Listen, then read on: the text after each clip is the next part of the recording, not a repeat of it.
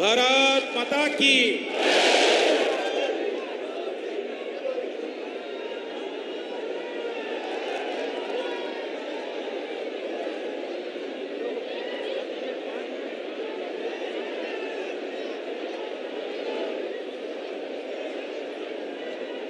భారత్ మాతా key.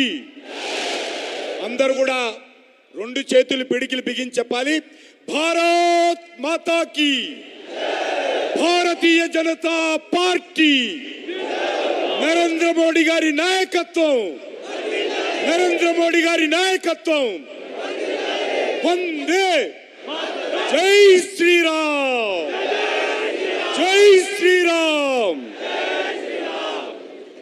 ఈరోజు మన నిజామాబాద్ జిల్లా అదృష్టము.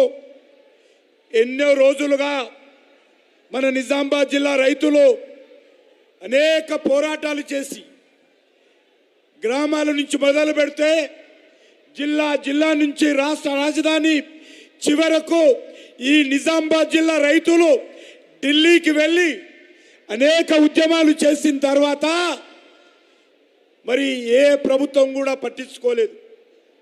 ఈరోజు నరేంద్ర మోడీ గారి నాయకత్వంలో కేంద్ర ప్రభుత్వము మన యొక్క జిల్లాకు సంబంధించినటువంటి రైతుల సంక్షేమం కోసం, రైతుల మేలు కోసం ఈరోజు పసుపు బోర్డు ఏర్పాటు చేయాలని నిర్ణయించడము నేను జిల్లా రైతుల తరఫున, తెలంగాణ రైతుల తరఫున, దేశ రైతుల తరఫున ప్రియతమ ప్రధానమంత్రి నరేంద్ర మోడీ గారికి ధన్యవాదాలు తెలియజేస్తా ఉన్నాను.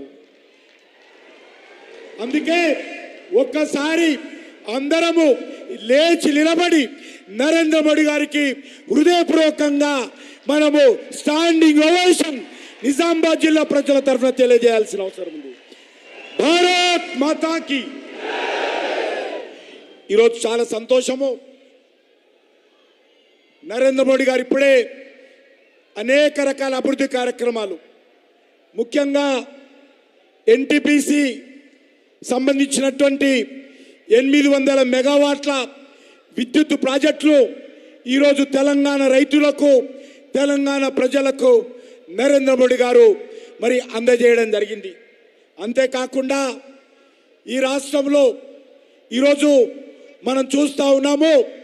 మొన్నటి రోజు మరి పాలమూరు గడ్డ మీద ఇదే విధంగా అద్భుతమైనటువంటి మహాసభ, అద్భుతమైనటువంటి బహిరంగ సభ, అద్భుతమైనటువంటి పాలమూరు ప్రజాగర్జన అక్కడ జరగడం జరిగింది.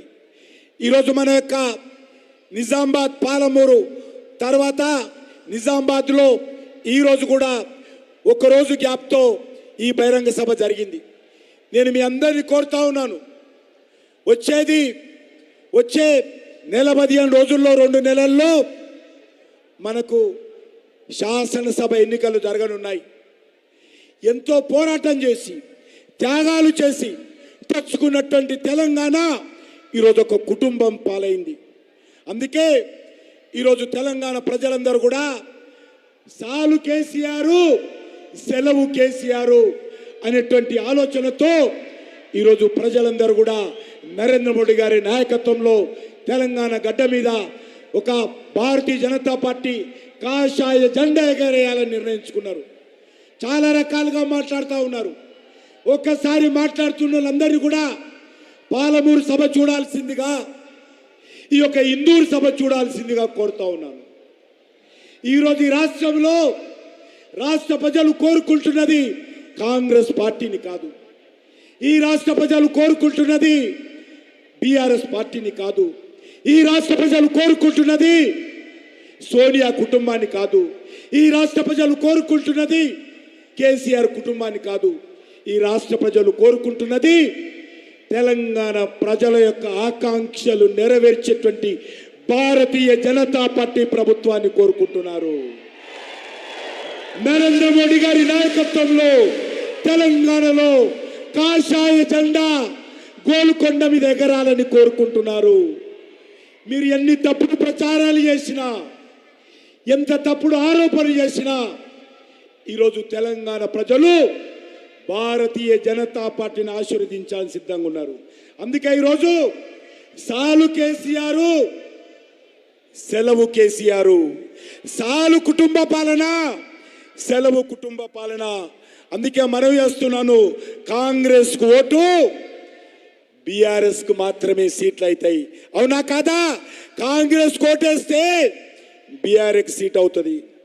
అందుకే ఈరోజు కేసీఆర్ గారు, ఈరోజు కాంగ్రెస్ పార్టీ ఒక పథకం ప్రకారము మజ్లిస్ పార్టీతో కలిసి కుమ్ముక్కై ఈరోజు భారతీయ జనతా పార్టీని ఒక ప్రత్యామ్నాయ శక్తిగా ఎదగకుండా అనేక రకాల తప్పుడు ప్రచారం చేస్తూ ఉన్నారు. అందుకే మీ అందరిని కోరుతా ఉన్నాను, ఈరోజు భారతీయ జనతా పార్టీని బలపరచాల్సిందిగా, భారతీయ జనతా పార్టీ నాయకత్వాన్ని అండగా ఉండాల్సిందిగా మీ అందరిని కోరుకుంటూ, ఖచ్చితంగా రానున్న రోజుల్లో ఈ యొక్క కేసీఆర్ ప్రభుత్వానికి చరమ గీతం పాడతాము, కమలం పువ్వు జెండా ఎగరేస్తాము. ఈ యొక్క రెండు పార్టీలు ఏవైతే కేసీఆర్ కానీ లేకపోతే కాంగ్రెస్ పార్టీ కానీ ఒక అవినీతి పార్టీలు, కుటుంబ పార్టీలు, ఈ రెండు పార్టీలకు బుద్ధి చెప్పాల్సిన అవసరం ఉంది. ఈ రెండు పార్టీలు ఖచ్చితంగా ఈ రాష్ట్రంలో ఏదైతే భారతీయ జనతా పార్టీని బురద జల్లే ప్రయత్నం చేస్తూ ఉన్నారో, తెలంగాణ ప్రజల ఆశీస్సులతో నరేంద్ర మోడీ గారి నాయకత్వంలో బీజేపీ జెండా ఎగరాలని కోరుకుంటూ సెలవు తీసుకుంటున్నాను. ఇంత పెద్ద ఎత్తున వచ్చినటువంటి నిజామాబాద్ జిల్లా రైతులకు, నిజామాబాద్ జిల్లా యువకులకు, నిజామాబాద్ జిల్లా అక్కలకు, చెల్లెళ్లకు మరొకసారి ధన్యవాదాలు తెలియజేస్తూ సెలవు తీసుకుంటున్నాను. భారత్ మాతాకి,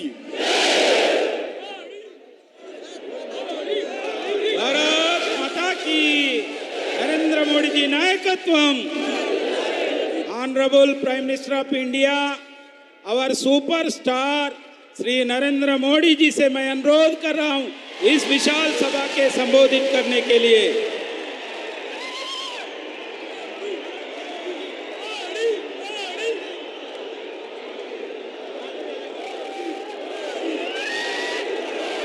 भारत माता की, भारत माता की, भारत माता की। मैं मेरा भाषण शुरू करने से पहले ये नन्ही सी गुड़िया भारत मां का रूप लेके आई है, मेरी तरफ से बहुत बहुत अभिनंदन बेटा, शाबाश।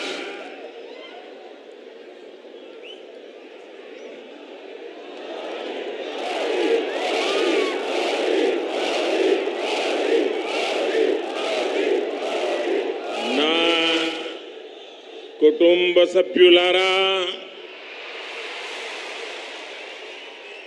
आज मुझे तेलंगाना के लोगों को 8,000 करोड़ रुपए से अधिक की परियोजनाओं का उपहार देने का सौभाग्य मिला है। एनटीपीसी के आधुनिक पावर प्लांट से तेलंगाना के औद्योगिक विकास को एक नई गति, तेज गति मिलने वाली है। और इस प्लांट में जो बिजली पैदा होगी उसका ज्यादा हिस्सा तेलंगाना को ही मिलेगा, आपको ही मिलेगा। और इससे आपकी ईज ऑफ लिविंग बढ़ेगी। भाइयों बहनों, आपको याद होगा इस प्रोजेक्ट का शिलान्यास करने का सौभाग्य मुझे मिला था, और ये मोदी की गारंटी की ताकत देखिए, आज मोदी ही आके उसका उद्घाटन कर रहा है।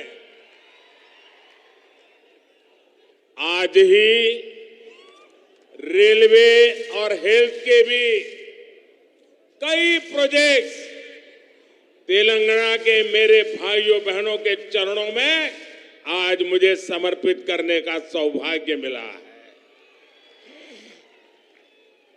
इनसे तेलंगाना के लोगों के क्रिटिकल केयर की सुविधा मिलेगी और कनेक्टिविटी भी बढ़ेगी। तेलंगाना और तेलंगाना के लोगों के कल्याण के प्रति भाजपा का, बीजेपी का संकल्प लगातार मजबूत हो रहा है। నా కుటుంబ సభ్యులారా, आज सबसे पहले मैं निजामाबाद की माताओं, बहनों, बेटियों को धन्यवाद देना चाहूंगा। और आज यहां इतनी बड़ी तादाद में माताएं बहनें स्वागत करने आशीर्वाद देने आई, उससे बड़ा जीवन का सौभाग्य क्या होता है। तेलंगाना की मेरी बहनें एक बड़ी क्रांति का हिस्सा बनी है। तेलंगाना की मेरी बहनों ने इतिहास बनाया है। कुछ ही दिन पहले संसद में नारी शक्ति वंदन अधिनियम पास हो गया है। कांग्रेस और उसके इंडी अलायंस, एक घमंडिया गठबंधन 30 साल से उसे रोककर बैठे थे। उनको किसी की परवाह नहीं थी। भांति भांति के चालाकियां करते थे, दिखावा करते थे और खेल दूसरा खेलते थे। लेकिन इस बार ये मेरे देश की माताओं बहनों की ताकत देखिए, नारी शक्ति की संगठित ताकत देखिए कि सारे घमंडिया लोगों को ये संसद के अंदर नारी शक्ति वंदन अधिनियम को मजबूरी से समर्थन करना पड़ा है। ये इसलिए हो पाया क्योंकि तेलंगाना की महिलाओं ने, मेरे देश की माताओं बहनों ने साथ मिलकर वोट की शक्ति से, अपने एक एक वोट से माताओं ने उसके इस बेटे को मजबूत बनाया है। बहनों ने उनके इस भाई को मजबूत बनाया है। और माताएं बहनें, आपने मजबूती दी है, इसलिए मजबूती से ये आपका बेटा काम कर पा रहा है।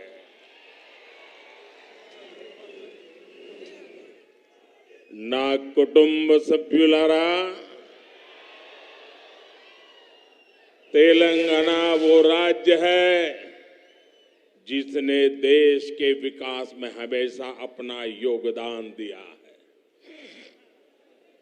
आप भारत की प्रगति के आधार है। तेलंगाना में चारों तरफ टैलेंट ही टैलेंट है। जब दुनिया में इतनी बड़ी कोरोना महामारी आई तो तेलंगाना ने भी वैक्सीन बनाकर पूरी दुनिया में भेजी। तेलंगाना के लोगों में विकास की जो एस्पिरेशन है उसे मैं भली भांति समझ सकता हूं। अभी मैं देख रहा था, क्या वाइब्रेंसी थी, क्या ऊर्जा थी, क्या जुनून था।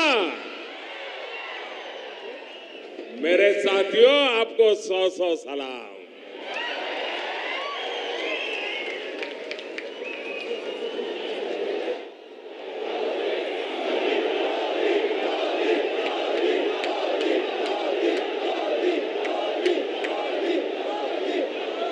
केंद्र सरकार में रहते हुए हम तेलंगाना के लिए जितना कर सकते हैं वो हम लगातार कर रहे हैं। आपको याद होगा ना,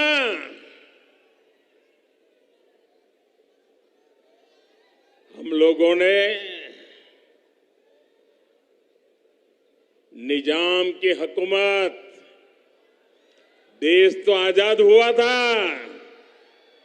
लेकिन हमारा ये हैदराबाद और ये सारा इलाका आजाद नहीं हुआ था। निजाम अड़ंगे लगा करके बैठा था कि नहीं बैठा था? बैठा था कि नहीं बैठा था? एक गुजराती बेटा सरदार वल्लभ भाई पटेल, उसने ताकत का परिचय दिया और आपकी आजादी को पक्का कर दिया। आज दूसरा गुजराती बेटा आपकी समृद्धि के लिए आया है, आपके विकास के लिए आया है, आपकी भलाई के लिए आया है। हमने तेलंगाना में नेशनल हाईवेज, नई रेल लाइनों, नए अस्पतालों का निर्माण किया है। भाजपा सरकार ने यहां बीआरएस सरकार को तेलंगाना के विकास के लिए भारी धनराशि भी दी है, लेकिन दुर्भाग्य से बीआरएस ने तेलंगाना के लोगों के लिए भेजा जो पैसा भेजा ना, उसमें भी लूट चलाई। लूट सके तो लूट, यही उनका मंत्र है। ना कुटुंब सभ्युलारा, भारत जैसे लोकतंत्र देश में प्रजा का महत्व होना चाहिए, परिवारवादियों का नहीं। और इन्होंने तो लोकतंत्र को लूट तंत्र बना दिया है, प्रजातंत्र को परिवार तंत्र बना दिया है। तेलंगाना के निर्माण के लिए हजारों परिवार संघर्ष करते करते तबाह हो गए। अनेकों नौजवानों ने बलिदान दिया, माताएं बहनों ने मुसीबतें झेली, लेकिन एक परिवार ने सब कुछ कब्जा कर लिया और उन परिवारों को तेलंगाना में बस एक ही परिवार ने यहां के लाखों परिवारों के सपनों पर कब्जा कर लिया है। वर्तमान तेलंगाना में या तो केसीआर खुद है, या उनके बेटे हैं, या उनकी बेटी है, या उनके भतीजे हैं, या उनके भांजे हैं, या चाहे उनके ससुराल वाले हैं। कोई बचा ही नहीं है, बस यही काम, लूटो। क्या आपने कभी सोचा है कि वो कैसे आपके एक वोट का उपयोग केवल अपने परिवार को अमीर बनाने में कर रहे हैं? इन लोगों ने तेलंगाना में भाई भतीजावाद और भ्रष्टाचार को बढ़ावा दिया है। ना कुटुंब सभ्युलारा, परिवारवाद का सबसे बड़ा नुकसान देश के युवा को उठाना पड़ता है। जब पूरा सिस्टम एक परिवार की सेवा में लगा रहता है, तब वो परिवार सिस्टम में टॉप से लेकर बॉटम तक उन्हीं लोगों की भर्ती करता है जो उनके करीबी हो। तेलंगाना के नौजवानों को वो अवसर नहीं मिलता है। फिर किसी भी महत्वपूर्ण पद पर तेलंगाना के तेजस्वी युवा को भी कोई मौका नहीं मिल पाता है। इन लोगों से अलग बीजेपी एक ऐसी पार्टी है जो किसी विशेष परिवार के बजाय सामान्य मानवी और उसके परिवार के लिए काम करती है। ना कुटुंब सभ्युलारा, तेलंगाना के लोगों को ये कांग्रेस से भी बहुत सावधान रहने की जरूरत है। ये तो बड़े खिलाड़ी हैं, इनको देश समाज कुछ लेना देना ही नहीं है। और पूरा हिंदुस्तान कांग्रेस को नकार चुका है। और आप तो जानते हैं, कांग्रेस जिस राज्य में से एक बार जाती है, फिर उसका सरकार में वापस आना बहुत मुश्किल हो जाता है। और इसलिए कांग्रेस की कोशिश किसी भी तरह वोटों का बंटवारा करने का कॉन्ट्रैक्ट लिया है और बीआरएस कांग्रेस को वोटों का बंटवारा कराने के लिए तिजोरी खुली करके बैठ गई है। पर्दे के पीछे खेल चल रहा है। बैकडोर एंट्री ये बीआरएस और कांग्रेस की भरपूर चल रही है। इसके लिए वो राज्य की अन्य कमजोर पार्टियों को अपना सहारा बना रहे हैं। आज जब तेलंगाना में बीआरएस की हार तय है, बीआरएस का पराजय तय है, बीआरएस का जाना तय है,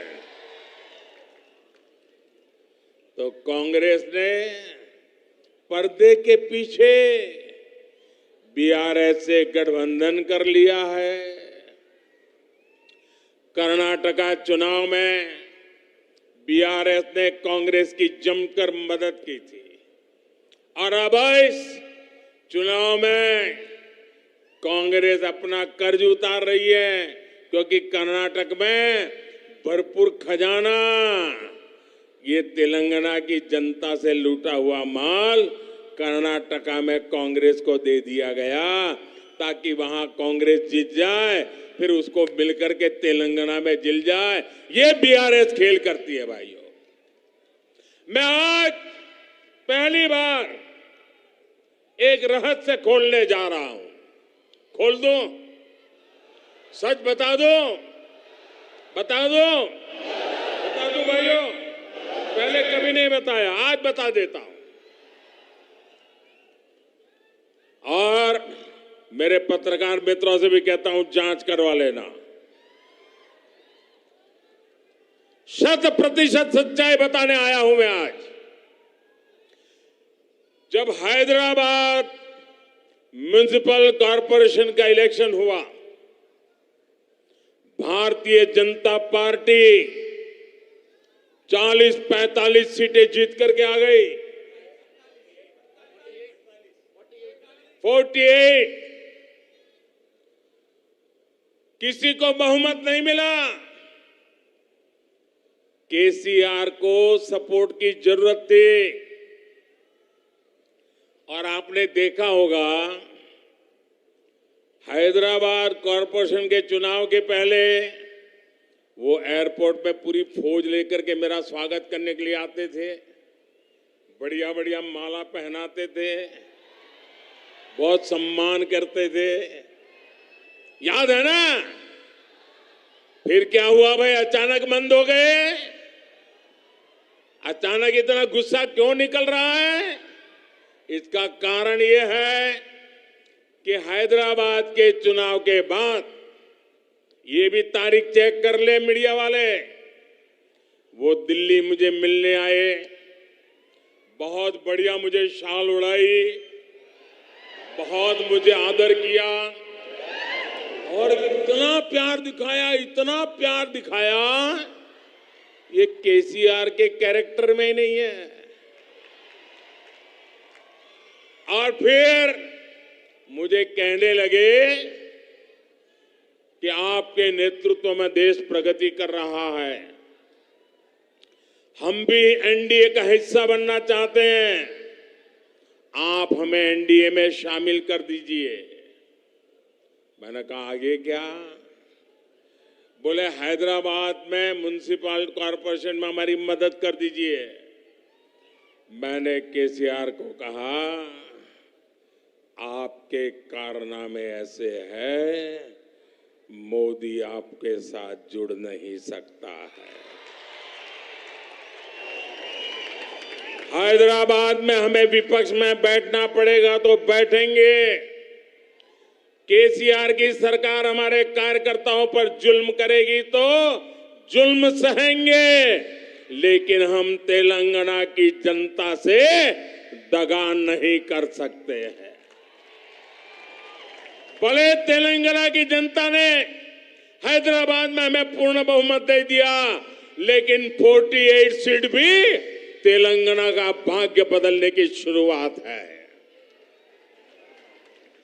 और मैंने उनसे हर प्रकार से मदद करने का इनकार कर दिया, उनको एनडीए में एंट्री देने से इनकार कर दिया। उसके बाद उनका दिमाग फटका, फिर तो वो भांति भांति से दूर भागने रहे। मैं भ्रष्टाचार के सवाल पूछने लगा, फिर एक बार दोबारा आए। वो मुझे कह रहे हैं कि मोदी जी मैंने बहुत काम कर लिया, अब मैं सारा कारोबार केटीआर को दे देना चाहता हूं।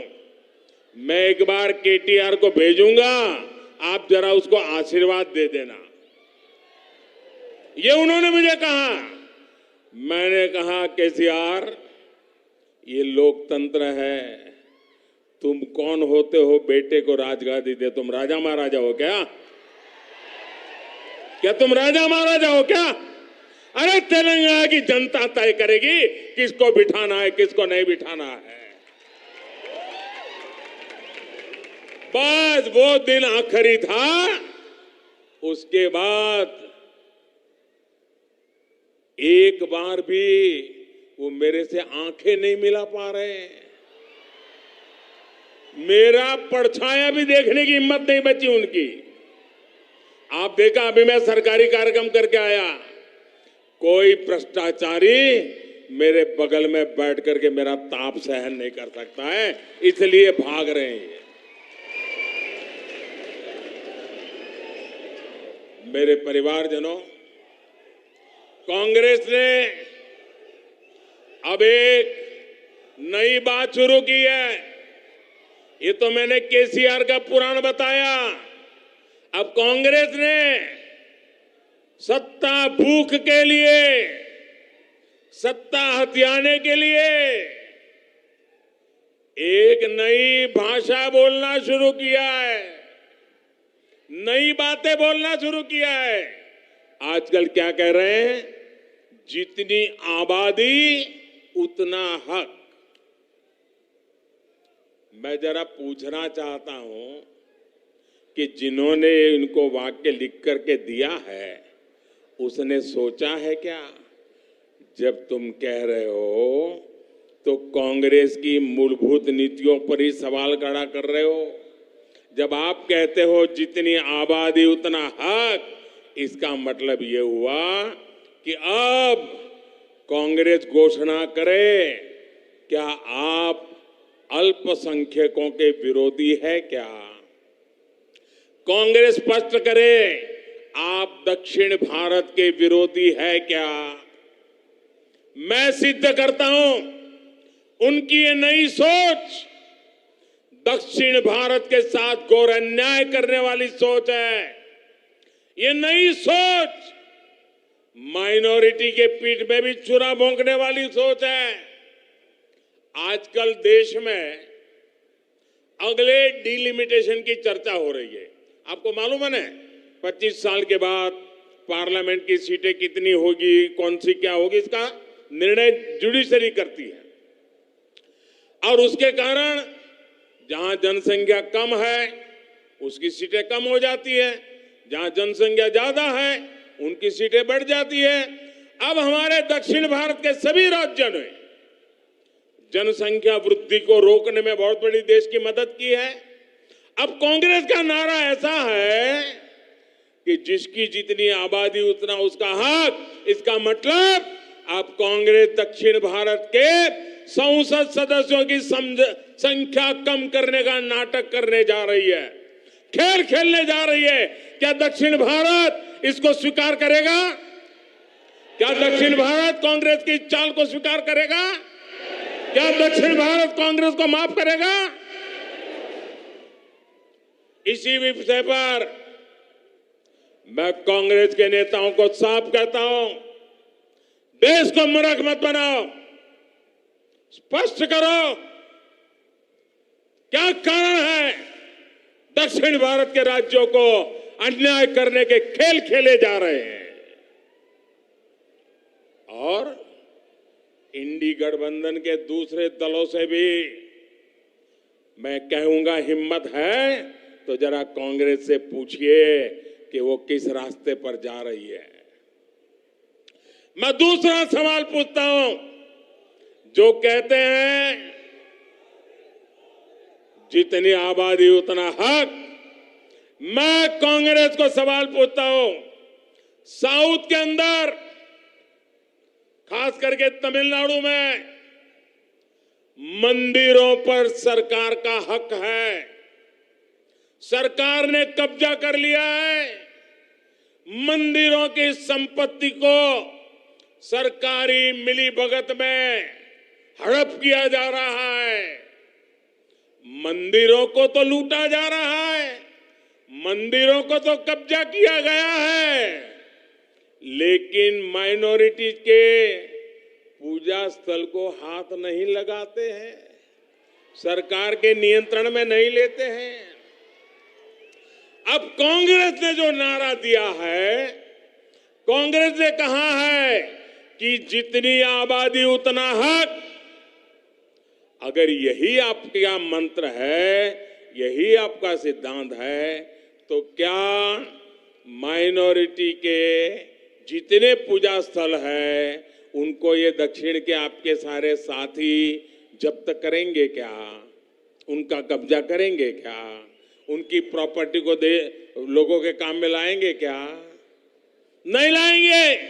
मैं दूसरा सवाल पूछता हूं, कांग्रेस है तो क्या कांग्रेस और उसके साथी खास करके तमिलनाडु, क्या वो वहां हिंदू मंदिरों को जो कब्जा किया जा रहा है, हस्तक्षेप किया जा रहा है, दक्षिण के अधिकतम राज्यों में यही खेल चला है। जब आप कहते हैं जितनी आबादी उतना हक, तो क्या ये हक हिंदुओं को आप वापस देंगे क्या? जवाब दीजिए। ये झूठी बातें मत करिए, लोगों को भ्रमित करने का खेल खेलना बंद कर दीजिए। कांग्रेस को, इंडी अलायंस को इस बारे में भी अपना स्टैंड साफ करना चाहिए। कांग्रेस के साथी जो तमिलनाडु में राज करते हैं, जो केरल में राज करते हैं, जो तेलंगाना में राज करते हैं, जो कर्नाटका में राज करते हैं, ये सारे साथियों को कांग्रेस से बात जवाब देना पड़ेगा। साथियों, आज देश में सबसे बड़ी जरूरतमंद जिनको डगर डगर पर मदद की जरूरत है, वो कौन है? हमारे देश के गरीब परिवार हैं। अगर आज इस देश की सबसे बड़ी कोई जाति है तो वो जाति गरीब है। और इन गरीबों की सबसे बड़ी जाति, उनकी सेवा, उनका कल्याण, उनकी प्रगति, यही सच्चा सामाजिक न्याय है। हमारी सरकार ने पिछले 9 सालों से गरीब कल्याण के लिए दिन रात मेहनत की है और इसके परिणाम भी सामने आ रहे हैं। नीति आयोग की रिपोर्ट कहती है कि 5 वर्ष में 13.5 करोड़ लोगों को गरीबी से बाहर लेने का पवित्र काम हमने किया है। और इसलिए मेरे लिए तो जाति अगर कोई है, देश की सबसे बड़ी जाति कोई है तो गरीब है। और अगर गरीब को गरीबी से बाहर निकालेंगे ना तो ये देश समृद्ध होने से कोई रोक नहीं पाएगा। और यही मोदी का सपना है, यही मोदी की गारंटी है, यही मोदी का संकल्प है और यही मोदी की साधना है, यही मोदी की तपस्या है।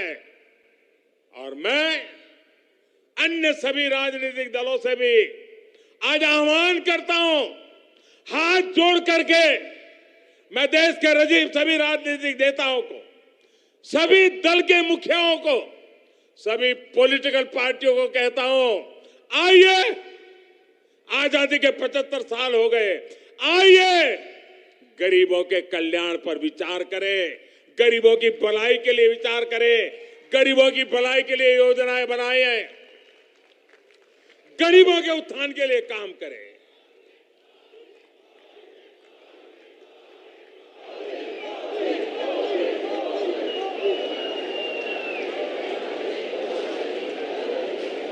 నా కుటుంబ సభ్యులారా,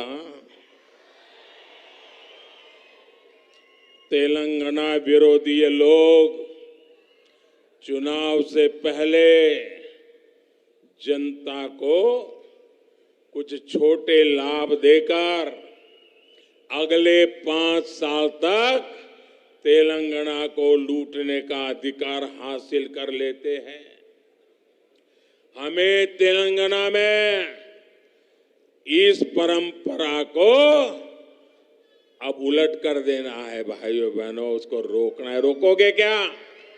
रोकोगे क्या? तेलंगाना के भाइयों बहनों, मुझ पर 5 साल भरोसा करो, ज्यादा नहीं कह रहा हूं, 5 साल भरोसा करो।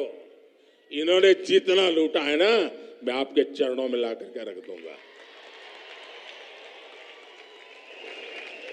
आज भी कांग्रेस और बीआरएस तेलंगाना के लोगों से विश्वासघात कर रही है। कई राज्यों में कांग्रेस ने चुनाव से पहले ऐसे ही बड़े वादे किए और अब उन्हें पूरा करने के लिए 15 अलग अलग शर्त रख रही है। पहले तो बोल देते हैं ऐसा करेंगे, फिर कहते हैं ऐसा होगा तो करेंगे, ऐसा होगा तो नहीं करेंगे, ये करेगा तो नहीं करेंगे, उधर वाला होगा तो नहीं। क्यों भाई, जनता को मूर्ख बना रहे हो? यहां बीआरएस ने भी बेरोजगार युवाओं को भत्ता देने का झूठा वायदा किया। कांग्रेस और बीआरएस का रवैया बिल्कुल एक समान है। चुनाव से पहले आसमानी वादे करो और चुनाव के बाद सारे वादे भूलकर अपनी तिजोरी भरो। ना कुटुंब सभ्युलारा, बीजेपी का ट्रैक रिकॉर्ड अपने वायदे पूरे करने का है। पिछले कुछ महीनों से आप सब देख रहे हैं कि केंद्र सरकार लाखों युवाओं को नौकरी देने के लिए रोजगार मेले का आयोजन कर रही है। इसकी घोषणा पिछले साल हुई थी। इस मेले के जरिए देश के हर कोने में लाखों युवाओं को सरकारी नौकरी के नियुक्ति पत्र, पब्लिकली नियुक्ति पत्र देने का काम हमने किया है। तेलंगाना के युवाओं को भी इसके जरिए हजारों तेलंगाना के युवाओं को आज भारत सरकार में हमने काम दिया है।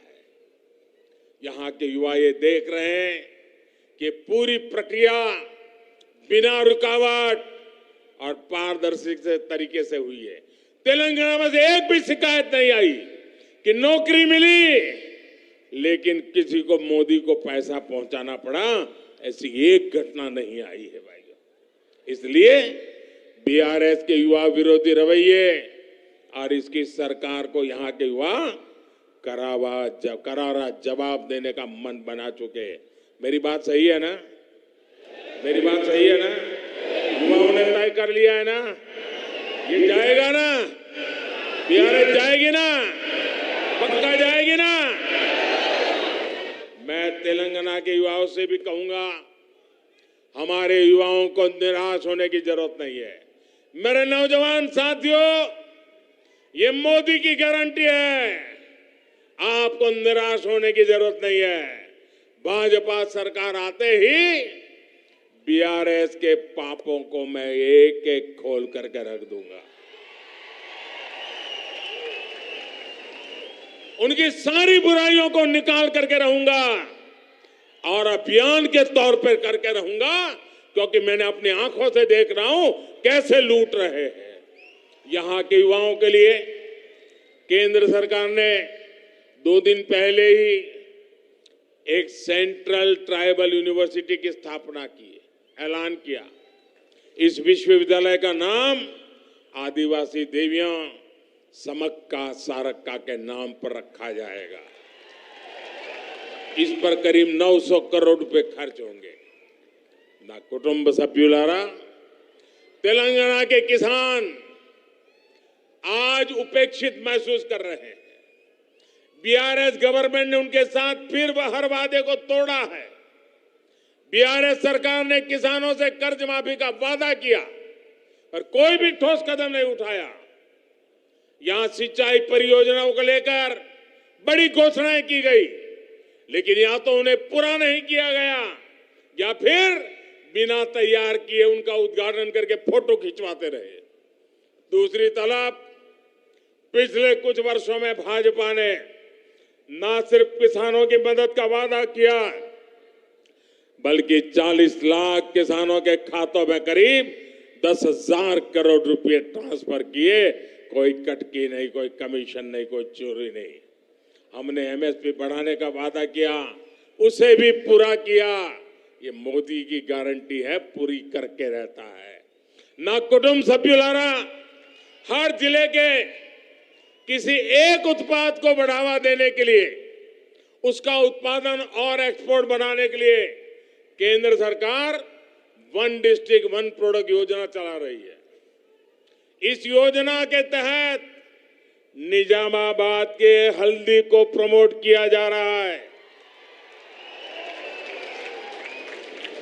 और हल्दी की जब बात आती है ना, मैं खास करके मेरी तेलंगाना की बहनों को आज शत नमन करना चाहता हूं। मैं तेलंगाना की किसान माताओं के चरण मेरे माथे पर लेता हूं। उस चरण रज से मैं अपने आप को एक पवित्र प्रसाद के रूप में ले रहा हूं। क्यों? क्योंकि सिर्फ तेलंगाना की माताएं बहनें हल्दी की खेती में दिवस रात मेहनत करती, इतना ही नहीं, वो खेती की पैदावार करती, ऐसा नहीं, लेकिन कोविड के समय हल्दी ने दुनिया के बहुत लोगों को राहत दी है। पूरी दुनिया में हल्दी पहुंची है। दुनिया को बीमारी से मुक्त रखने का काम ये मेरी तेलंगाना की और मेरी देश की हल्दी पैदा करने वाली माताओं बहनों ने की है, और इसलिए मैं उसे नमन करता हूं। और इसलिए महबूबनगर में ही मैंने इससे जुड़ी एक बड़ी घोषणा की है। हमने किसानों से किया एक और वादा पूरा कर दिया। हल्दी उगाने वाले किसान भाइयों के लिए, उनके विकास के लिए अब देश में नेशनल टर्मरिक बोर्ड उसका गठन किया जाएगा। ये बोर्ड हल्दी की उपज को देश और दुनिया के अलग अलग हिस्सों में विस्तार देने में मदद करेगा। इस निर्णय का बड़ा लाभ तेलंगाना के किसानों को भी होगा। मैं एक बार फिर तेलंगाना के किसानों को, निजामाबाद के किसानों को और खास करके हल्दी के खेत में काम करने वाली मेरी लाखों माताओं बहनों को आज टर्मरिक बोर्ड के लिए बहुत बहुत बधाई देता हूं। ना कुटुंब सभ्युलारा, आप बीजेपी को एक मौका दीजिए। मुझे आपकी सेवा करने का मौका चाहिए।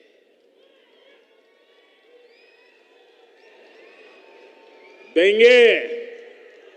मुझे सेवा करने का मौका देंगे? मुझे आपकी सेवा करने का मौका देंगे? मुझे आपके दुख दूर करने का मौका देंगे? मुझे आपके पाई पाई की कमाई को बचाने का मौका देंगे? मुझे आपका भला करने का मौका देंगे? मुझे तेलंगाना के तरुणों का, नौजवानों का, यूथ का भला करने का मौका देंगे? आपका ऐसा उमंग मेरा वादा है, जो कहा है वो करके रहूंगा। हम दिखाएंगे कि तेलंगाना कितनी ऊंचाई पर जा सकता है।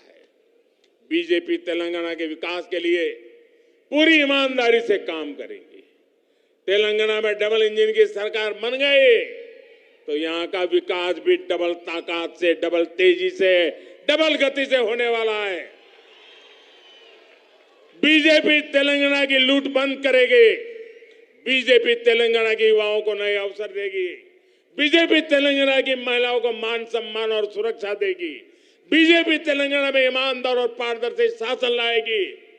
ना कुटुंब सभ्युलारा, चाहे गरीब हो, युवा हो, महिलाएं हो या किसान हो, भाजपा समाज के हर वर्ग के कल्याण को लेकर प्रतिबद्ध है। मुझे यकीन है कि तेलंगाना के लोग अभूतपूर्व स्नेह और सहयोग का आशीर्वाद हमें देते रहेंगे।